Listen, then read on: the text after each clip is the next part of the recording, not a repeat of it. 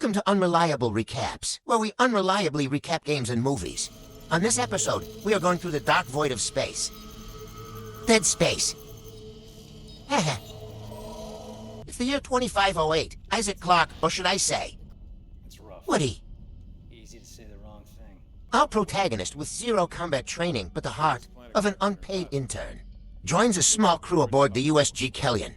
His team consists of Hammond, the tough military leader, Kendra, the tech expert with definitely hiding something vibes, and a couple of other people that is gone too soon to remember. Their mission? Fix the USG Ishimura, a giant mining ship that has gone dark. Simple, right? Just some space duct tape and we're good. But the moment they dock, things go downhill faster than Hammond's leadership skills.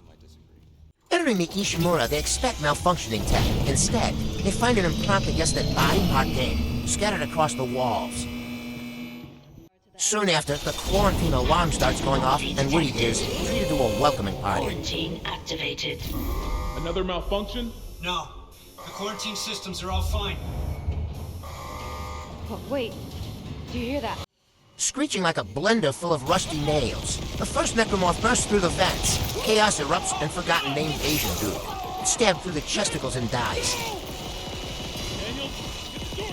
The necromorphs soon turn their attention to Woody Clarke. Without hesitation, he runs the wrong direction and then the right direction, panicking as he makes his way to the nearest exit. Thankfully, he found a lift to escape the running corpses with. Too many sharp limbs.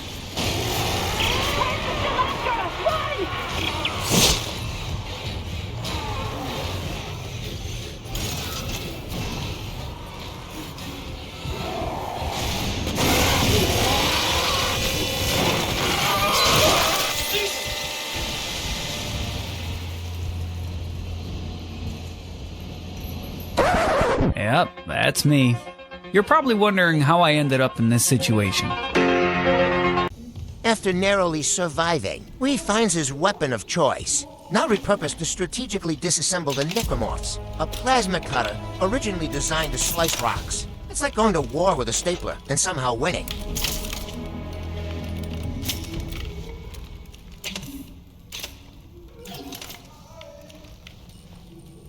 Now separated from his crew, Woody's solo adventure begins.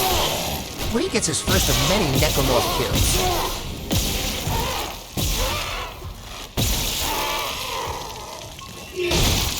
Just to be sure. His objectives now is to fix parts of the ship that needs fixing, in order to get off the space-themed haunted house, all while avoiding getting turned into a meat pinata.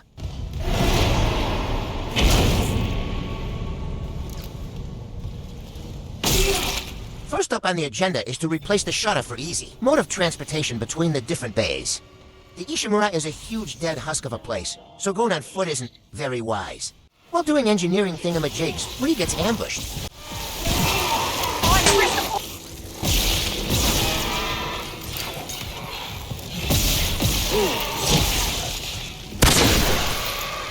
Now that the tram shuttle thingy is replaced, Woody heads back to the station to meet up with the unhelpful crew, going through the mazes of the ship filled with unfriendly things. I can smell you.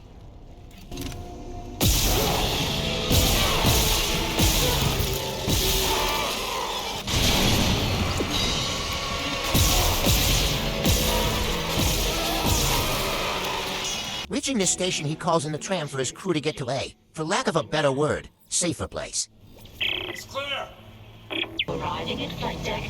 There they go again, leaving poor old Woody to fend for himself.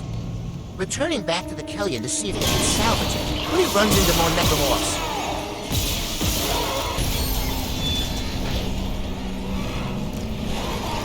After that slight inconvenience, Woody rushes to the Kellyan as he remembers that there was still one other person that came with them.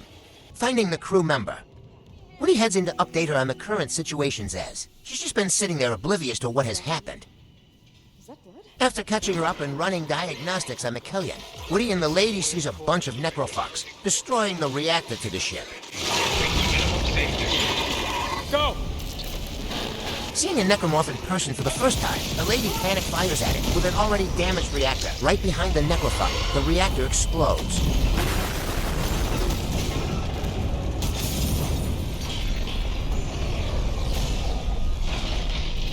Another one bites the dust.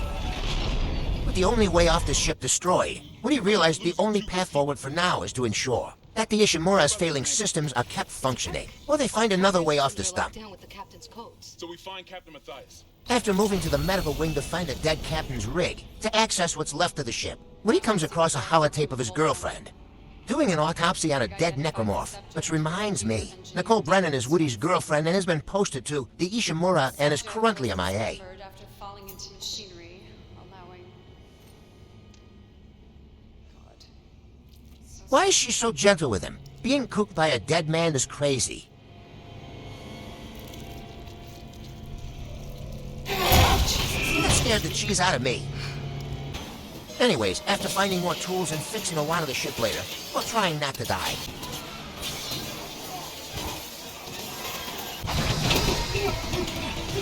Mostly a lot of trying not to die.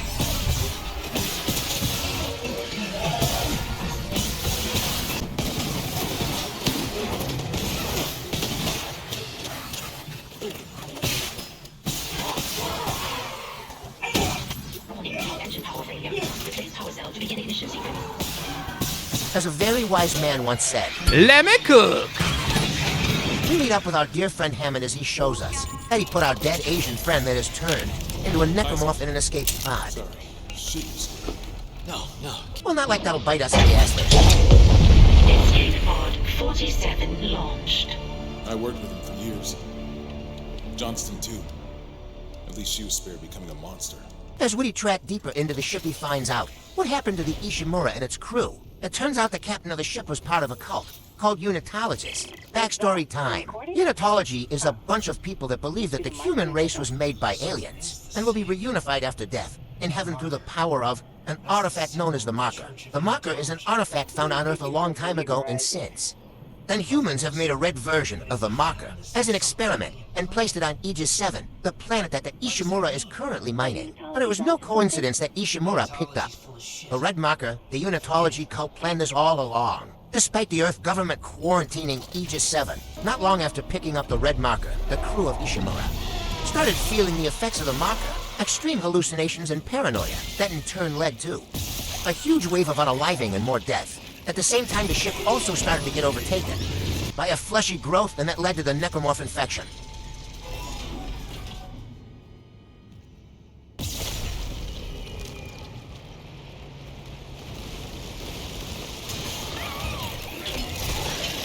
Moving on, we find one of the Ishimuras surviving, psycho-unitologist Dr. Mercer. He's a fanatical scientist that believes the necromorph outbreak is a divine event tied to the Marker, which he worships. Mercer conducts experiments on the crew, turning them into necromorphs in his quest to create the perfect organism.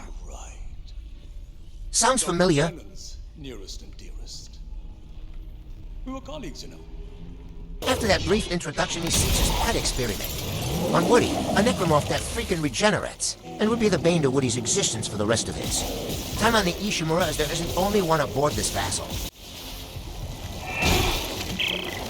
For work. Isaac, you there? Daniels, open the chemical lab. What? Just do it. On it. It's open. Go. After losing that abomination, we find another survivor. Dr. Cross. She lets us know that there's a giant fleshy bumhole and a couple of pesticles, poisoning the ship's air and with it lingering. We won't have time to even find a way off the Ishimura, so Woody's next objective is to get rid of it before everyone runs out of air. All dead. While running around finding the last pesticle to destroy, we run into this big bat that's finding a late-night snack. Woody makes quick work of him and proceeds on to the last pesticle.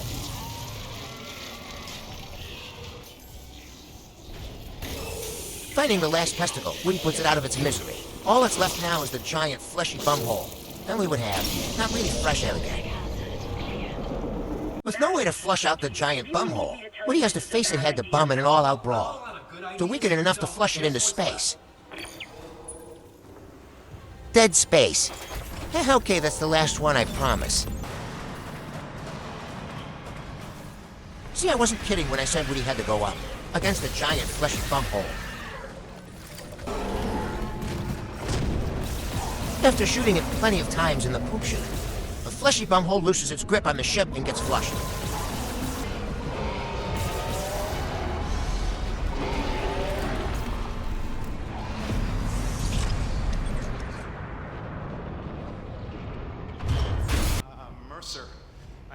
Woody soon finds another survivor, Jacob, who happens to be Dr. Cross's lover, who actually has made an SOS beacon. Finally an objective that might get Woody and his crew off this dump of a place.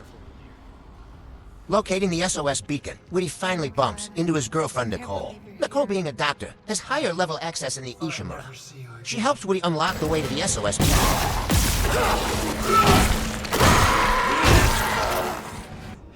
How do I reach you? No, focus on launching that SOS beacon. There's maintenance ducts everywhere. I'll catch up. You see any more, you hide, okay? Cross my heart. I love you, Isaac. You can do this. You'll put things back the way they were. And make us whole again.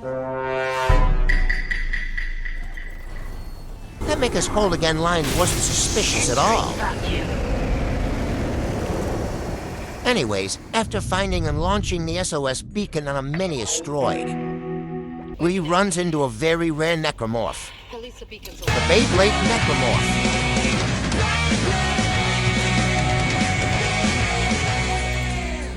Oh shit. Dad, is that you? After getting over the illusion of my dad that went out for milk and never came back, Woody reaches the comms array to fix it in order, to communicate with the ship that picked up our SOS beacon.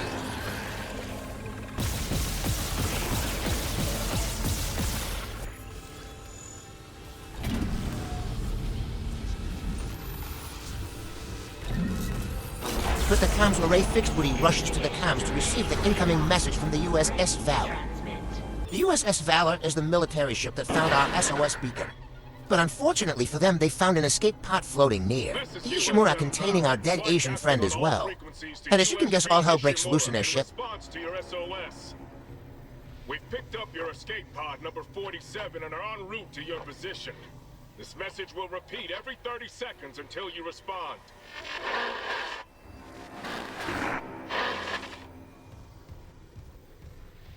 Escape pod. Oh, fuck. The pod Hammond jettisoned. It had Chip. That creature was inside. No. USM Valor, come in. Come in, Valor. Oh, her signal isn't strong enough. With no other choice, Woody makes his way into the Valor with Hammond, to at least find something to salvage for an escape off the Ishimura. The hell was that? After finding a spare fusion core to salvage in the Valor, things don't go too well for the bald man. No, not that bald man. This bald man. Hammond suffers the same fate, taking arm blades through the chesticles. Sacrificing himself, he takes his Asian friend with him to heaven.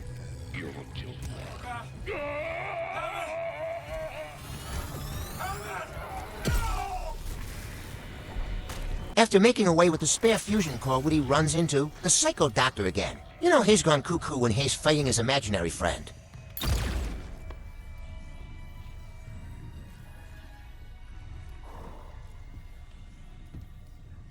It's just the beginning. When you put it that way, you and your marker can go to hell. Oh shit, his imaginary friend is bleeding.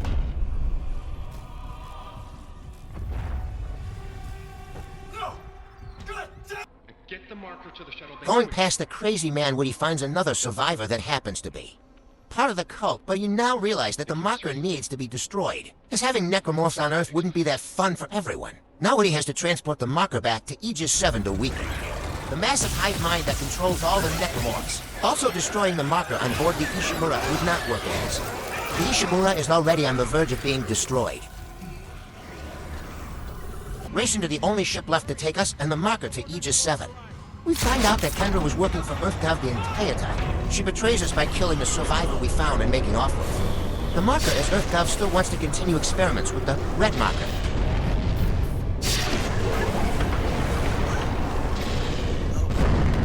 Nicole, having brain blast, uses the magnetic docking to pull back the last chip. Brain blast! While Kendra uses the escape pod to fly down to Aegis 7, hoping to find another way to stop Woody. Landing on Aegis 7, Sussy Nicole says her sussy-ass catchphrase again. We will be whole again.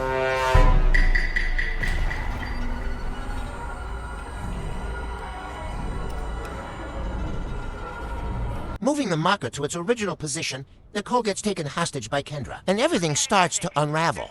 Kendra shows Woody the video footage of Nicole previously, already committing seppuku on herself before Woody even got to the Ishimura. And that the whole time Nicole was actually Dr. Cross, who has been tricked by the marker as well to think that Woody was her lover, Jacob. That scientist from hydroponics. You both saw what the marker wanted you to see. Jacob Temple for her, and Nicole for you. Kendra then puts a bullet in Dr. Cross's head, crossing her off the survivors list here. It's better this way, Isaac. You'll never recover from what the marker's done to you. Woody then makes a run for the only ship to get off Aegis 7, before getting stopped by Kendra, who wants to leave Woody to die on. Aegis 7 has no witnesses were supposed to come back after finding out about the marker.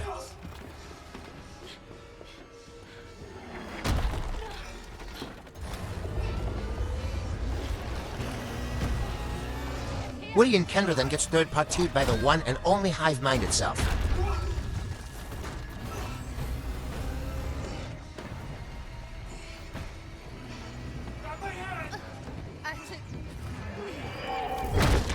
There goes Kendra and her flat ass. The hive mind then proceeds to manhandle Woody like an unwanted toddler. But Woody manages to kill the hive mind by shooting it in its sensitive spots.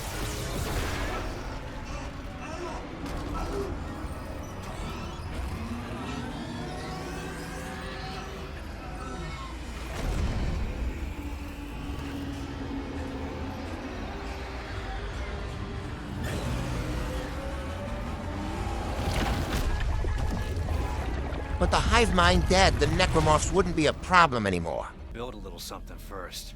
Woody then takes... For me? Wait a minute! This is the wrong script, god damn it. Woody then takes the ship to space. Dead Space. Heh. I lied. Woody Clark can finally head back to Earth and live his days happily ever after without any PTSD. I wish I was still